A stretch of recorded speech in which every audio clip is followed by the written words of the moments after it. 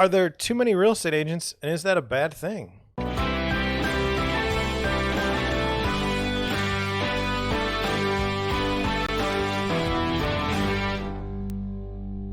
Good afternoon. So I was reading my email today, and there was an article that said that there were more agents now than ever before. More real estate agents. Now, we've talked about it in the past that there was more real estate agents in some states than there are houses to sell, things of that nature. But the question became, does that concern me as a broker? And so I wanted to go over it a little bit with you.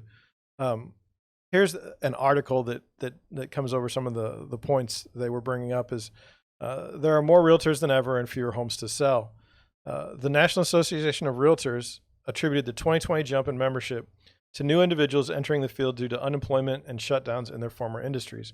However, in 2021, the real estate industry grew more than any seasoned professionals had previously seen, perhaps inspiring even more individuals to try their hand at real estate.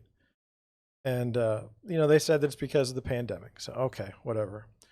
It's actually because the market was stupid hot, but that's just me. Anyway, then Steve Murray, who's a senior advisor to RealTrends and HW Media, said that the surge in realtor membership is warping a lot of business models in many ways.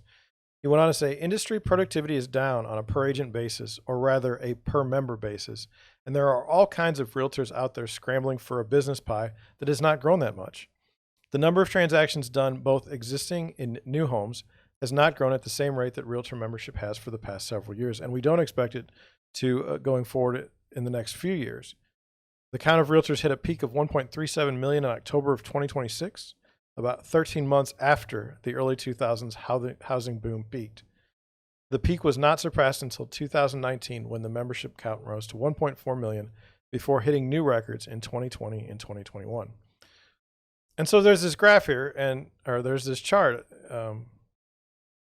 it's a report about the monthly membership report from the National Association of Realtors ended December 31st, 2021. I just wanted to go to Missouri. So you've got the year end 2020 and you've got the current of 2021.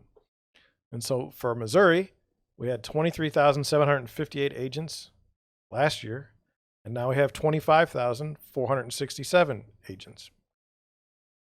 So, what do we make of this? Well, it's going down in over a month, but people die.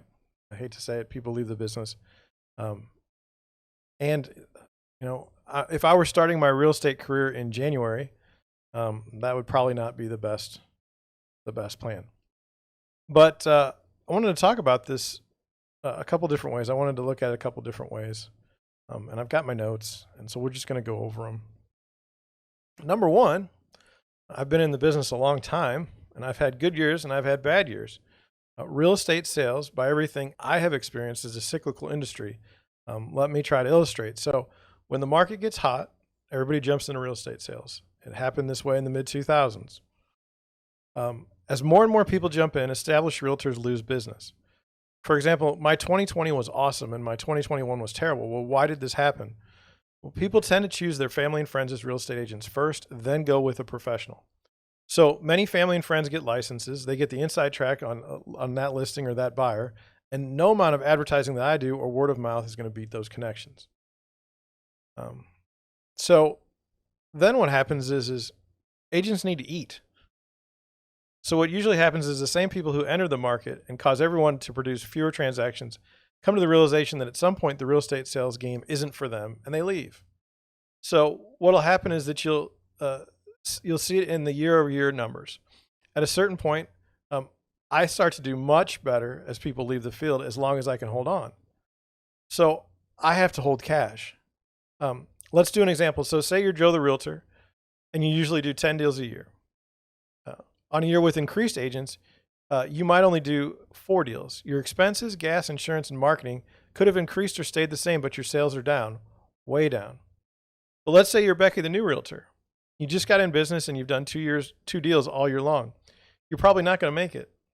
You probably don't have the cash to continue in an overheated market, and so you leave. 2009 and 2010 was a little interesting because much of the blame was put on real estate agents pricing homes at silly prices and conning the public into buying them, which caused a few agents to leave the business. That blame has been shifted to the lenders for the most part, so it's not a big deal. So you had people leaving the business when sales were slowing, but you also had this weird um, larger distaste than normal for real estate agents in 2009, 2010. Now, in this particular situation, we don't have that going on. I myself have to keep large sums of cash available for this cyclical action. When I see agents and teams spending huge amounts of cash, I see that they don't know what's going to happen next, and that's not good. And remember, it's easy to spend money when the market is going well. And as more new agents enter the market, the amount of spend on your marketing versus your actual lead pool gets lower. So you end up confronted with this question of whether you should spend more for leads, and some do. Those are the places that end up going under because they're spending more on advertising commitments than what they're making. And this isn't to say that one shouldn't become a real estate agent because of the increased competition. This is just to try to explain that real estate sales is a mature business. You're entering a mature industry. There are some people who jump in and have great success and never look back. And then there are others that build a great book of business over time. Unfortunately, there are many who fail for all sorts of reasons. Some people feel that the brutal competition amongst real estate agents is great for the consumer because it naturally drives commissions lower. This doesn't take into account the agents being squeezed on commissions are already making fewer transactions, which makes being an agent super difficult. But the consumer may get a break. My commission doesn't change very much with regards to the competition. There's a lot of work and a lot of time and a lot of expense relative to being in business. And I see no reason to take losses just to stay busy. So, I mean, am I going to drive around for less commission for something where I'm just driving and I'm not making any money? No.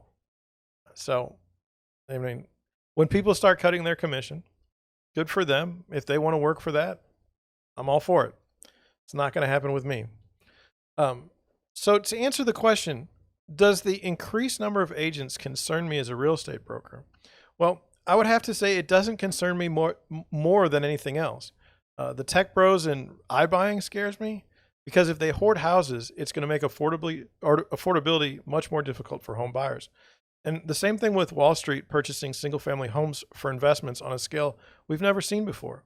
This again affects home ownership and their ability to purchase and maintain communities.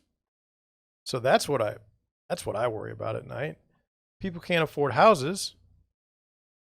You know, that our society as a whole, our fabric, not as great. Not as great. I don't believe it's as great. And as we've seen with like the used car market with like Carvana, I mean, they're stocking tons and tons of cars. It's causing quite a bit of damage in that industry. We saw iBuying with Zillow, where they decided they were going to, offer a product based on their algorithm, and turns out that wasn't such a great plan for their business model. Hit them in the wallet pretty good. Those are the things that worry me. It's not that a new agent wants to come into the business and learn and perhaps have success over time. That doesn't bother me at all. And you say, well, your business is being negatively impacted by the amount of people in the business. Well, yeah, it is now, but they will be gone. They won't stick around. I mean, as soon as the market turns, and it will turn at some point, they'll be gone. And honestly, as soon as, the more people in the business, the smaller the pie.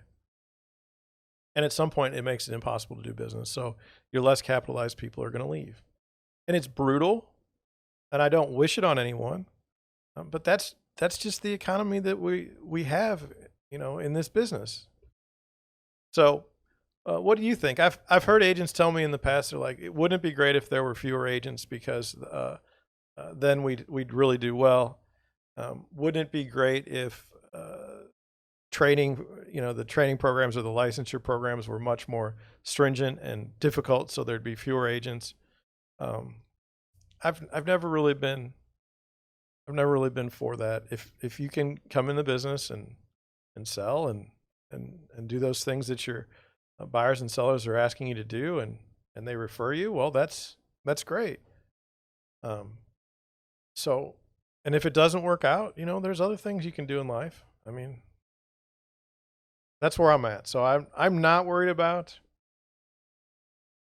new agents coming in. I just think that it's instructive if you see more and more people getting into the business, you know that we're getting close to a spot where it's probably going to stop. I could be wrong though. Tell me I'm wrong in the comment sections. And you know, we'll find out. Time will tell, won't it? So with that, I wanted to say thank you for watching. Thank you for listening. And I will catch you on the next one.